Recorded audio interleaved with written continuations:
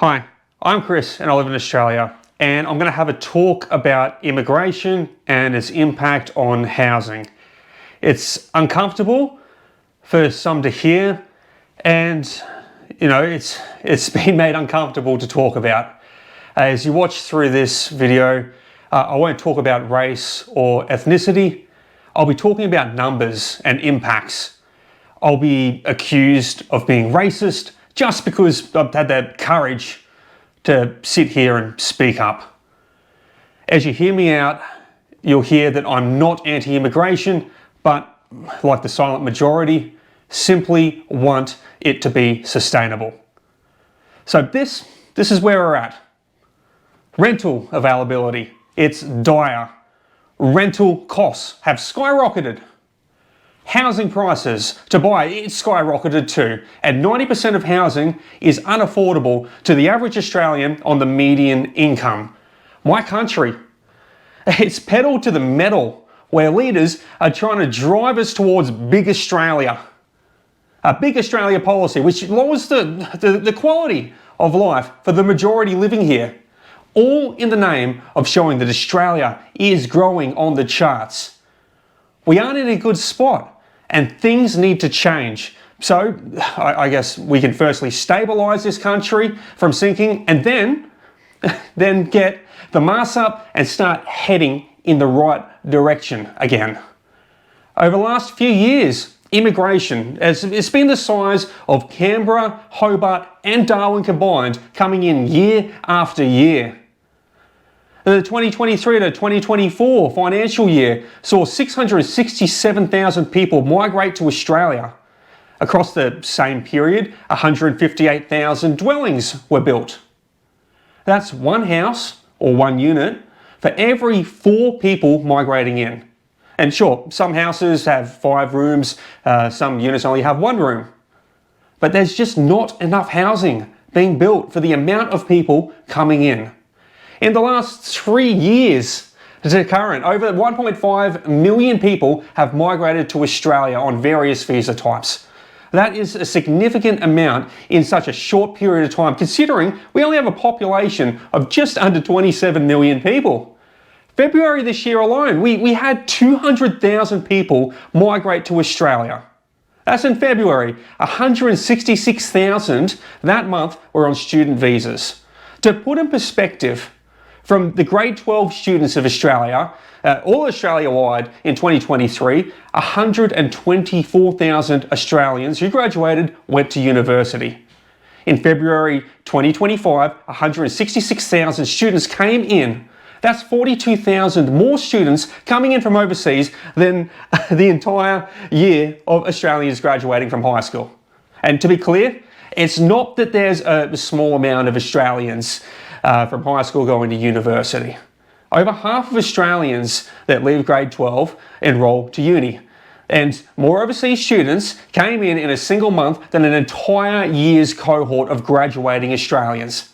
And that's just students. There was still another 40,000 other visa types that also came into the country that month. Now, the issue with such an influx is that over that time, there has been just a 1% rental vacancy rate across the country.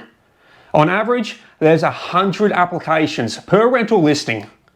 So rental listing goes up, 100 people apply. Only 1 of those applications can be successful. If we have such a low rental availability, it is reckless to bring so many people in such a short period of time. It creates an immediate strain on the existing housing system, but also puts immediate stress and strain on the person who's coming into the country. It's a two-sided blade here, guys, double-edged sword. This is just supply and demand numbers. There simply are just not enough rentals to support the size of Canberra, Hobart and Darwin coming in each year. That's 3 capital cities. There are not enough houses, there are not enough units. So the government wants to build their way out of it. Build more houses, build more units. But they can't. Governments build social housing, which they can't be used by the vast majority of the visa types coming in. Us, the people, we're the ones getting the loans from the private banks, working with the developers and the builders to build the houses. It's not the government building the houses, it's us, the people. Right now, I need to point this out, that anyone, with a visa type, anyone with any visa type can buy new property in Australia. In fact, you don't even need to have a visa or live in Australia to buy property here. There are some restrictions, of course, around existing property purchases, but when it comes to new houses and land or new units, it's a free-for-all. So how many foreigners are there competing with Australian citizens for property? That's about 1% of housing per year is foreign purchases. As overseas buyers, student visas, temporary visas, it's about 5,000 a year. And, it doesn't sound like much, right? 99% a year isn't foreign purchases. But what's not counted in that 1% are people migrating on permanent visas, or who follow visa pathways from temporary and then become permanent when they purchase. So 45% of people arriving on temporary visas or temporary skill shortage visas, student visas, international relations visas, which are things like the MATES program with India, or the mobility arrangement for talented early professionals, they end up on pathways to permanent visas. Now here's where it comes back to housing. 57% of permanent visa holders purchase property. This is not counted in that 1% of foreign purchases. No foreign investment review board oversight is even needed for a permanent resident visa to purchase property. So it's not counted in that 1% of foreign purchases, it's a lot higher. Now the two major parties this election are campaigning to cut immigration. But these are cuts to permanent residency. The gates are still open for hundreds of thousands of temporary visas per year coming in. The government is currently allowing all visa types, so temporary, permanent, all visa types, to purchase land and to build new houses. There's no restrictions there. The Financial Investment Review Board, the FIRB, is only tracking temporary visa applications on their count. Permanent worker visas and family visas purchase properties, and they're not being tracked towards foreign purchases. So let's paint a picture with an example. Say I was a baker in Nepal. I could get a permanent residency visa as a baker because it's on the skill shortage list. And then I could move straight to Australia and I could sell up my property in Nepal, and within a few months after being settled in at work in Australia, I could get a loan from a bank and buy an apartment. Even though I've only been in the country for a couple of months, this doesn't count as a foreign purchase. The demand on property for purchasing and for renting is through the roof currently. There's so many people coming through. This is pushing rent through the roof. This is pushing housing prices through the roof. Now, in 2024, 180,000 permanent residencies were granted and 57% purchased a home. So there'll be 105,000 dwellings purchased. The supply is just not keeping up with the demand from immigration. When supply doesn't keep up, people miss out. And now Australian citizens, people who have been born and raised in this country, are missing out. They're missing out on rentals. They're missing out on buying their first home. They're moving back in with family because there's a lack of availability. There's a lack of affordability. Caravan parks are no longer packed with people on holidays, but they're filled with people living there long term with nowhere else to go. Over 223,000 households are on the social housing wait list. It's backlogged, it's jammed up. Yet our government is still letting in hundreds of thousands of people per year. They're letting them migrate in. But this is not a supply issue. This is a demand issue. We are being told that we need to build more. Build, build, build. Because there's just not enough supply. We're being told to keep building. Supply isn't keeping up because there's hundreds of thousands of people migrating in each year. Well, there's 1.9 million tradies in Australia, and over 270,000 of them, well, they're working in residential construction. We have enough tradies to build sustainably, but we don't have enough tradies to build for unsustainable migration. The major political parties, they're talking about cutting migration, but it's small cuts to permanent visa types. They aren't touching the hundreds of thousands coming in on temporary visas. They aren't doing what needs to be done. This is what needs to happen, and it needs to happen yesterday. We need to acknowledge that Australia is absolutely chockers, mate. It's chock-a-block full and it's reached instability. To change things, we need a threshold for all visa types, both permanent and temporary visas. This needs to be set at 100,000.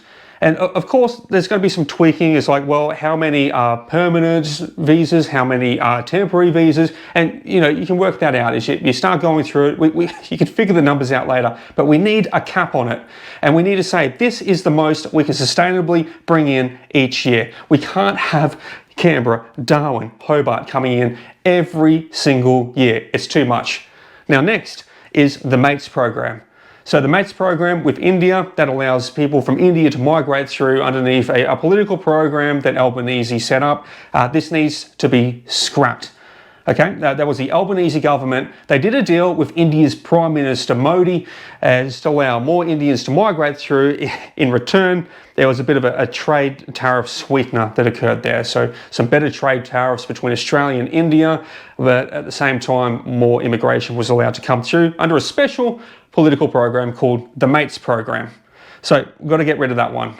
So the government is capable of doing this. They can get rid of it in a week. And how they do that? Well, they do a moratorium. They do a moratorium on immigration. They did a moratorium on rentals during COVID. And you know what? They can do it again and put in immigration changes with the snap of their fingers.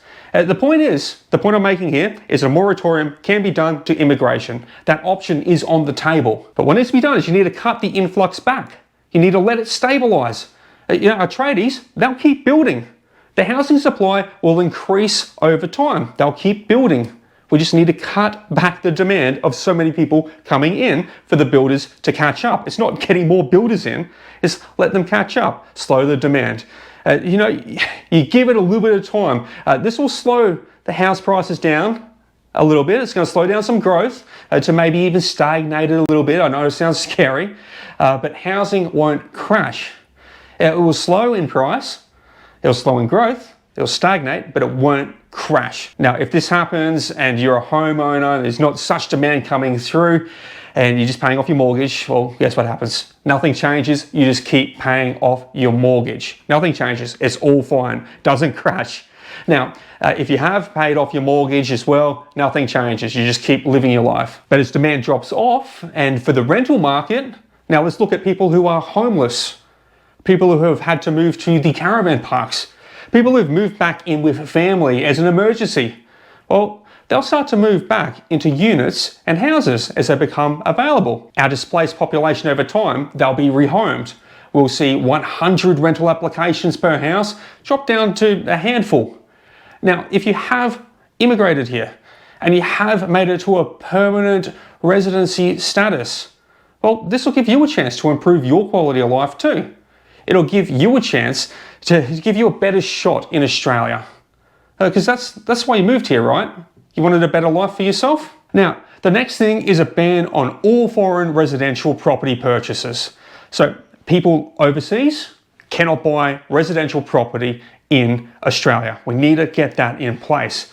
That people on temporary visas, they cannot buy residential property in Australia. We need to get that in place. Now, for people who have obtained a permanent visa, whether through application, directly coming in, or via a pathway, well, I think they should have a 2-year mandatory period after grant of their permanent visa before they can purchase a residential property in Australia. This stops people just coming straight in from overseas, selling up and buying immediately, slows the demand. This allows the demand to drop, supply to catch up, and everything else to stabilise. And then the foundations of this country can get put back in place again. All I'm asking is for this country to have a chance, for your kids and your grandkids to have a future here. These proposals, this gives the country, your kids, your grandkids, a future. Okay, only Australian citizens can vote for the future direction of this country. So let me know what you think. Is Australia full? Are we absolutely chock-a-block? Has our government let us down? What do we need to do to change things? Let me know your thoughts down below in the comments, because the comments section's yours.